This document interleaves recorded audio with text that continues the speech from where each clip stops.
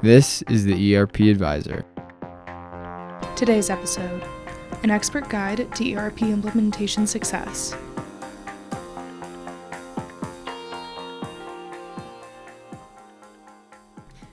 Hello everyone, thank you so much for joining us for today's webinar, an expert guide to ERP implementation success. Quentin DeWitt is our speaker for today. Quentin has been in the information technology business for over 20 years. He has led teams as a director of IT, brought innovative products to market as a product manager, and led large teams as a director of technical support. Today, he provides leadership and guidance to ERP Advisors Group consulting team through a wide variety of technical knowledge, experience, and skills.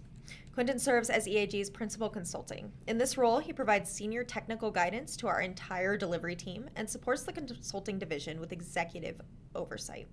His expertise is essential in serving as a project lead on our most technical projects, delivering independent and objective guidance to ensure clients select the right enterprise solution to meet their needs. On today's call, Quentin will break down the best practices for ERP implementation and how you can achieve your ERP goals. Welcome, Quentin. Thank you so much for joining me today. Absolutely. Thank you, Rebecca. Very excited to be here. Yes. So it's been a little bit since you've been on the call, but you have lots and lots of knowledge that I'm excited for you to share with our audience today. And I know there was a lot of interest in this topic. So excellent. Well, that's what we want to do for our potential clients and really the enterprise ERP space at large. Yes. And just to lay the groundwork, because I know a lot of this topic was advertised implementation roadmap. So what is an implementation roadmap and why is it important for implementation success? Well, an implementation roadmap is really kind of the strategic level deliverable information nexus to say, should we move forward with this? Why should we move forward with this? How should we move forward with this? And is it the right thing to do for the organization? And it's really something that starts even before you get into maybe selecting your software or definitely starting the implementation. It is what paves the path forward and puts you on the right track to say, is this going to be successful? Because you don't want to go through a project like this if it's not going to be successful. So really that's what the roadmap is for. It's got a lot of different pieces to it. It can be leveraged in many different ways, but that, that's the gist of what an implementation roadmap is. Perfect. Yeah, and you said that, it gets started really, really early, so. Yeah, usually you should start on it as soon as you start to see the signs for needs of change, where maybe your system is not really operating the way you want to it, or you're evolving as an organization, you're growing, you're getting to the next stage, or AI is coming up and your team wants it. There's how can we be more efficient? And you can't think about AI, for instance, as just a complete system separately. It's a part, it's integrated with your ERP systems and even specific processes. You probably already have it in certain places. So no matter what element you're looking at within your organization, once you identify there's a need for change, that's when you start building your roadmap. And your roadmap is the first thing to do. It's that analysis. It's actually the output of that analysis to say, what's going on? Where are we at today? Where should we go? How should we get there? Right. So, it would be like trying to go on a road trip without a map. Right. What's your goal? Where are you trying to get to? If you don't do that, you're likely to have a much higher risk of failure. Right. And this is really baked into our methodology. Everything that we do is set up so that when our clients come to us, they're going to achieve success. And part of that is creating this roadmap. So, Q, what goes into a successful implementation roadmap so that you can actually implement the solution instead of just sitting around hoping it works out? Yeah, well, it's a very strategic level document or activity, and there's a lot that goes into it. It's not really something where it's the same every time either. You really have to take it on an organization by organization, and even project or what you're trying to accomplish. You may have multiple different enterprise transformation projects going at once. They all interplay. So you really have to look into it and go, what is the right thing for you to do? But it starts with really gathering information. You're doing an assessment. You're looking at your organization's strategy. You're going through how your people are operating, what their needs are. You're looking at your processes and your technology that supports that and going, what's really going on today with our organization? do we need to change? Why do we need to change? What do we need to change to? Some of those questions. So the first element is really the business goals and really kind of the objectives you're looking for to say, where should we go with this? That's kind of the highest level of the roadmap. It's got other things like the current state that we were talking about, as well as future state. What are you trying to design, and what does it need to look like to support that future? It also has kind of an outline of really like the total cost of ownership, what benefits you might be getting out of it. It's like you want to look ahead through these things to say, like, where is this going to get us, and what is it going to cost us to do this? These are factors in like, should we do this or not? You also have some of the initiatives and phasing, like how it fits together maybe with other activities, how long is it going to take, what's the timeline, what are the different major milestones within it, to say, what are the different elements? Some of those might be data migration, might be risk management, could be the change management strategy that you're going to go through. Other elements are integrations, something that's commonly forgotten about. It's like, hey, how is this going to interface with the other things that are going on in our organization? Right. So integration is there. I think that another element that sometimes doesn't always fit into the picture, but sometimes does, is what solutions are out there, and really, are they viable? That should be a part of the roadmap to say, can we get to this end state, and is there something that we, if we're going to dive into this, that we can actually get to? Right. That's often a question around AI again, where they're going, oh, we want to use AI, but what does that mean? And how does that fit into the picture? Maybe you already have it. Maybe all the systems you've got are a part of that, or maybe they don't even exist yet. Right. So you have to look at it that way. Yeah. And you already kind of alluded to this. Like, it is never a one-size-fits-all approach. Everybody is going to have to go about this in a different way. But is there a foundation for people who are starting this process who may not even know where to start? Yes. So, yeah, you're absolutely right. As I kind of said, every organization and every project is a little bit different, and the roadmap has to reflect that. But the roadmap itself has key components that are almost always involved. And then even sub-components, such as, like if you're looking at your timeline or your initiatives, and you're saying, hey, how do we approach this? There's like the big bang approach, where we try to do it all at once, all as one activity. Other times you want to take an initiative, maybe a minimum viable product, where really for your organization, your timeline dictates we have to do this first, and then we can get to some of the bigger picture things or the customizations later on. Sometimes you want to approach it from a geographic standpoint, and there's different subtasks within those initiatives, like, oh, we're going to go West Coast first, then we're going to go East Coast, then we're going to do our international offices. So all of these play a major role in kind of how you put those sub-elements together. Yet again, you can kind of have those frameworks of, oh, these are different factors. So you have a good starting point, but for every one of these projects, and I've done hundreds of them at this point, it is never the same. It is never cookie cutter. It is always very intentional, because the other factors that are a part of it are, what does success mean for you? Even one major factor of difference there can set the entire trajectory of the roadmap and the implementation in a different direction. Is time the biggest factor? Cost the biggest factor? Success the biggest factor? Like, what is your success criteria? So yeah, and we've had a lot of conversations about that in terms of expectation management. I think when you go into a project and you have no expectations, or in the minds of your people, you're talking about AI and you're acting as though it's going to replace everybody and do all the tasks so that everyone gets to do everything, like, those expectations can be so inflated, or if they're too low, there's no goal for you to actually reach for. So. And no value or benefits that you're going to get out of it. Exactly. That's when I say stop. Yeah. Everybody Don't do relax. So that's super interesting, and I think that kind of lays the groundwork for getting started on your implementation. But I would love to talk about, in your experience, Q, like, what are some of the most common pitfalls that derail an ERP implementation? Well, I'd say probably the most common one is kind of the don't do it unless you have to. People try to go forward with these projects, and they don't really have agreement. They don't have alignment. They didn't really say, we have to do this and we should do this. And so they get started on it thinking it's a good idea. And then don't realize all the components, all the risk, all the cost, all the time involved with it. And so they get off on a wrong foot.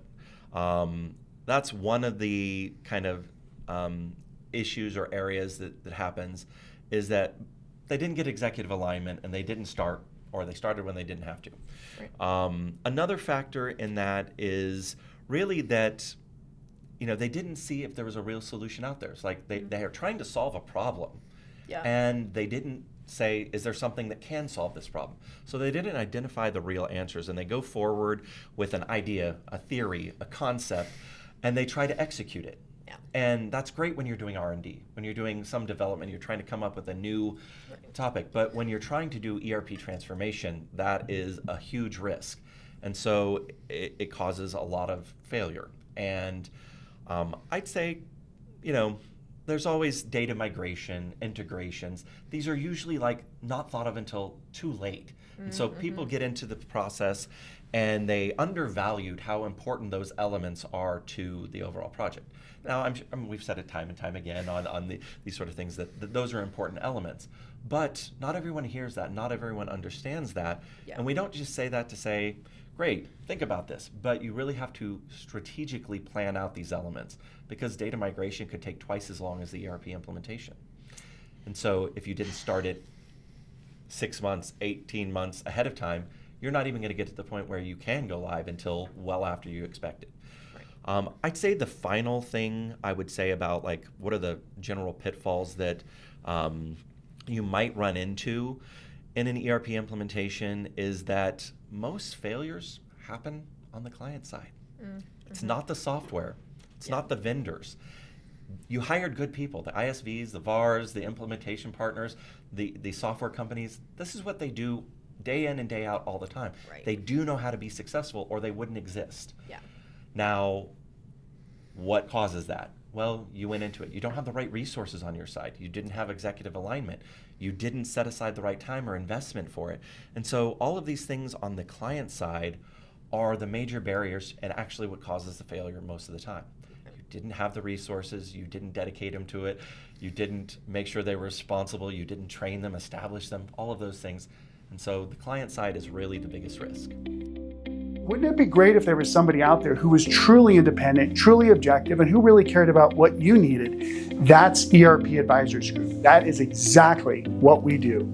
We have a proven methodology that will take you through the needs analysis, selection, implementation, and even optimization, where you'll go from being confused and upset and scared and unsure all the way through to having successful software that does exactly what you need it to do. We'd like to offer you a free consultation. Click on the button down below and let's spend a few minutes, even 10-15 minutes, and talk about your project. And I bet you'll be surprised. There'll be some things we can do for you, even over that call, that would help you, much less talk about how we could work with you over the duration of your project. And just know you don't have to do this project alone. You don't have to face these confusions on your own. It's exactly what ERP Advisors Group is here for, and we look forward to helping you through your process. That kind of brought up a couple different talking points just in my mind with some of the things that I'm seeing. Specifically on the data side, I think we're going to see more and more concerns regarding data, or combating that we need to have that much effort as the vendors start to release newer tools for streamlined implementations, or hey, we can transform your data and we'll throw it in there. I just saw one of the vendors made that announcement because of an acquisition they made, that this new vendor is going to come in and throw it up. It's like a home manufacturer, like one of those with the pre-builts where they just throw up the walls and then they throw your data in there. How are you, as an advisor, combating some of those, I don't need to put in the work because guess what, there's tools to put in the work for me? Well, yes, those are good points, and we are always getting more efficient using AI in ways we potentially never imagined in the past. But there's caveats there. AI is only as good as the data it's fed. And so everybody's heard garbage in, garbage out. And AI doesn't necessarily solve that problem. Right. There's master data management that is, you have 50 different sources of data. It's all in different formats. It's not aligned. And AI can only do so much to align that data. Which is the correct record? You have 2 customer records. They have the same name. They have different information throughout. Which one's right? AI can't solve that for you. Yeah, and it won't be able to tell you at all. Right, and maybe both are wrong. Yeah. So you're in trouble with this. So AI can take, and automation can take out certain elements of it. It's the long process of someone by hand making large changes that it can affect. but it can't do your thinking for you. And so you kind of started off that part of the conversation with like, how do you get ready for it and then leverage those tools in the right way? It's not a replacement, it's a part of the solution. So you might need to do a master data management project before you even get into ERP transformation. You might really need to do a full cleanup and a data alignment. Maybe there's some IT governance that has to go in. You've let your team run wild with all the different tools and solutions, and there's no single source of truth, and people don't even really know if it is true or not. They don't really trust the data. So there may be some cleanups even before you start. But once you do start on the data migration, yes, you can start leveraging some of these tools. And data has become probably the most important factor in these ERP transformation projects because, as I said, AI depends on data. Good data, the right data, in a way that it can understand and leverage. So, but that's kind of down the road once you've gotten into it. Yeah. There's a lot of answer there. Happy to talk about it more, though. No, I think that was a great way of answering it, and I don't think people realize like even getting the bones in place for that is so important because your people are going to start using the system and they're just going to trust it, which not everybody.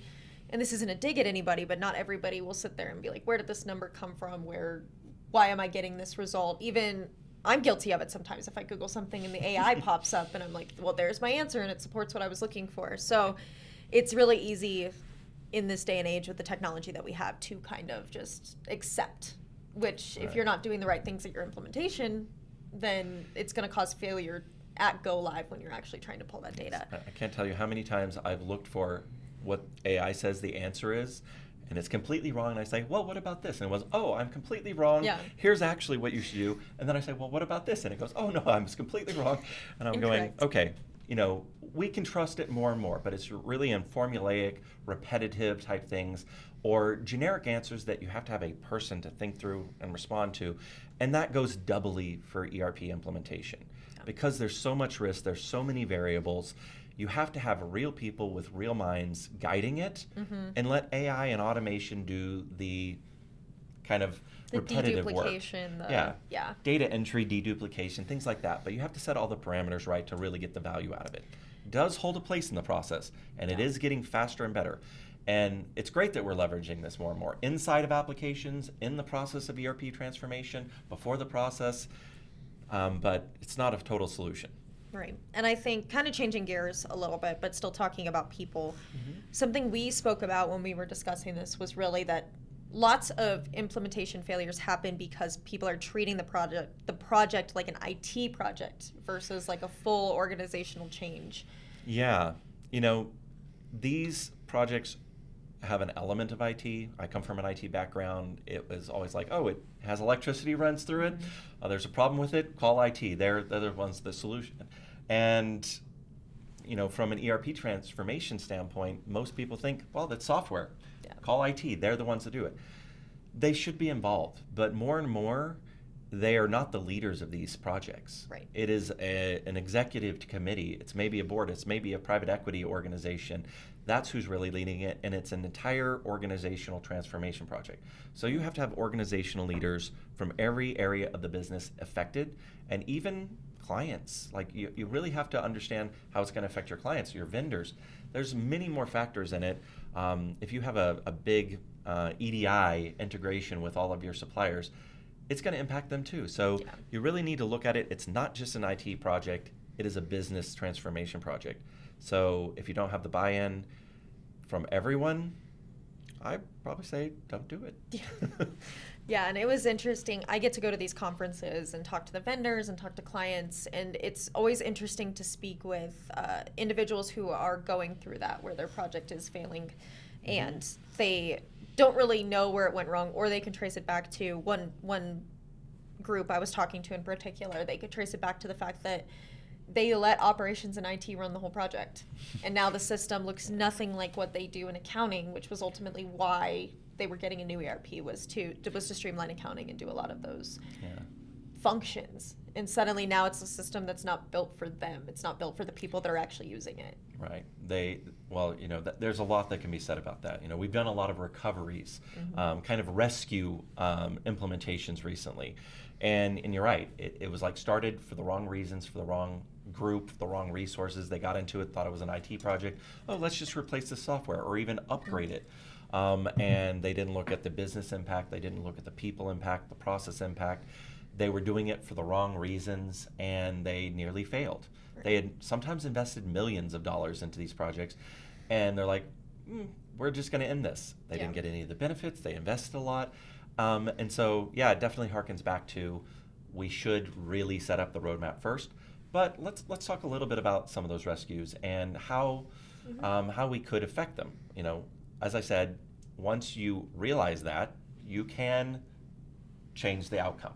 Yeah. And in some of those cases, we definitely did. I'm happy to talk more about that. I want to keep it on topic. No, please. I think anybody watching this call, I know our viewers tend to really like those stories and what they can lean into, like really learn from that. So please, I know we have seen more rescues recently. So why do you think that is, and what were some of the lessons from that? So some of the recent rescues are from maybe timelines. One of the major things is they said, hey, we have to have it by a certain time. And yet they didn't dedicate the right resources to it or know what it actually would take to do that. And so we came in and we said, great, here are realistic timelines. Here's what you're trying to accomplish. Oh, wait, you didn't actually establish what you were trying to accomplish? Right. So it came back to the factors of not doing that roadmap up front, making it an IT project, setting unrealistic expectations, not dedicating the right resources to it. Right. And so there was a lot that went into that. I think that a lot of times, like recently in very specific occurrences of those rescues, is they did the project with a thought saying, hey, we need to upgrade our software and take advantage of AI. Mm-hmm. And so they went into this thinking they were just going to add AI into their software mix and infrastructure. Yeah. And they went, great, we're going to get an LLM and we're going to plug it in here, and this is going to solve all these problems, and we can get rid of all of these staff that we don't have to have. And so they looked at it as like a blanket solution. They went in there and they tried to change their ERP structure to incorporate AI. Now, that AI then was like, great, this is a people replacement. And yet they had no standardized processes. Yeah. So they didn't even know what they were trying to replace. They just went, AI will solve it. So they also set a very tight timeline because the software vendor said, oh, yes, you can roll this out in 2 months. Mm-hmm. It's like, great, we can have AI and it'll solve all our problems in 2 months. Yeah. That right there was a wrong assumption. What problem were they even trying to solve? They didn't know. Yeah. And so they rolled into this project with no goals specifically other than use AI to become more efficient. Yeah. And reduce headcount. Then they didn't have the processes that would impact. They didn't have the standardization. And so really, like in this case, all we had to do is go, okay, great. What are the processes that are being impacted? What are we trying to do with those processes? How can we targetedly use AI in a way that can actually affect the outcome that you're trying to accomplish in those specific areas? And when I say AI, it's like ERP and AI, it's all enterprise software. Yeah. It's not just, it's in the accounting system that we're talking about AI. AI is throughout every application out there pretty much now, as long as it's somewhat modern. And then it also can sit outside of the enterprise application. So there's so many layers to that, but you really have to identify what you're trying to accomplish, what the impact is, and then how to leverage AI in the right way to get the right outcome in that particular case. Yeah. And it's any tool, right? How you're trying to leverage any tool. I think that could be applied to any ERP project where this is what you're trying to accomplish, this is what the outcome is. Because we have lots of clients who come to us or prospects that aren't ready for AI. Like they're not at that point in their project. And that calls back to the roadmap. Yes, it goes back to the roadmap, but we help them realize that. And Q, how do we help guide our clients towards ERP implementation success? So that's a great question, and that is all that we do. We are client-side advisors, and so the first thing to think about is like this is all we do. Mm-hmm. We understand the industry. We've done this hundreds of times for hundreds of companies. Yeah. All of our resources are dedicated to helping organizations through this process. So how do we help? At every level, in every way, but always focused on the client and their success. And telling them when they should do something, and especially when they shouldn't do something. Right. And how to go about it in a systematic, strategic, and tactical way to get through it successfully, because we're always looking at the long term. Success. What are you trying to accomplish? Is it accomplishable? How can we accomplish it? Can you dedicate the right resources? When can it actually be done by? Setting realistic expectations, getting that executive buy-in. So at every step of the way, we can help guide them through the process because that is what we're experts at. Right. Every business is great at what they do. And maybe they have great IT resources, great executive resources and management, but they're focused on what their business does. Yeah. And unless their business does ERP transformation, this process is not going to be very easy for them, and they're going to have a lot of missteps. We're here to make sure those missteps don't happen. Right. And that's what we step in and do for them, is Yeah. as much or as little as they need. Yeah. Sometimes they've got a great team, they know most of these things, they've been through 3 transformations already. Great. You've had the pitfalls before, and so you know a lot about, and so maybe it's just a little bit of advisory. Yeah. Other times, they're so overwhelmed with their growth. They're doubling, tripling, quadrupling in size over a few years. They have no idea how to keep up with it, and they want to do an ERP transformation project. They don't have the people, they don't have the time. Right. We can help step in and be those people and have the time to focus on it for them so that they can continue to grow their business and not have the disruption. So that's one way to help. Yeah. I can talk about this topic quite a bit. No, I know you have so much experience, and I think it from my perspective, talking to the consultants, talking to you guys over the times that I've learned, like it comes down to experience so often, and about there's some things like even when I do research, there are some things that I can gain by that research and understanding, but I'm not in the trenches, and it's very different once you're in the trenches and you add human error and human expectations and experiences and all of that into a project. So I know we are invaluable to a lot of our clients in the way that we come in and leverage our expertise in order to make sure that things go right in every situation that is so unique. And Q, just to round out the call, what is the single most important thing you would like our listeners to walk away with today? This might be counterintuitive, but don't do it if you don't absolutely have to do it. Yeah. These projects are not something to enter in lightly on. And sometimes you have to do it, and if you do have to do it right. Yeah. Invest in doing it right. I will say it will save you so much heartache, so much money, so much time to do it right and invest in it the right way, rather than just go, well, we've got to do it, let's just try to figure it out. Right. It's a recipe for disaster in most cases. It's not to say people can't be successful, but the single most important thing I would say is don't do it unless you really have to. And like, and when you do have to, like, make sure you have to and assess it, do the right things to find out. But once you determine that, you have to go all in. You have to get full executive alignment. You have to realize it's not an IT project, it's a full business project. You have to invest the right resources and dedicate them to it. Or you have to get outside resources like us to come in and help you through the process. But if you're gonna do it, you better make sure you're going to be successful. And that means you can't have this be a second, take second fiddle to what else is going on in the business. You really have to make it a priority, and it has to be a priority overall with your other initiatives. It also has to phase in and blend with them. Yeah. So don't undervalue, don't underestimate it. Do it right, do it fully if you're going to do it at all. Yeah. Otherwise, I say don't. Yeah. It does not, I mean, you can look up statistics online and look at how many of these projects fail, and it's astounding. The millions and millions and millions of dollars companies soak into these projects and then ultimately don't finish, don't complete them, don't actually get what they were looking for out of them. Yeah. So, But the numbers are very real, and you see anywhere between 50 to 75% of ERP projects fail. And when you think about that number, you're like, oh, if you and I each started an ERP project, the odds of one of us failing is pretty high.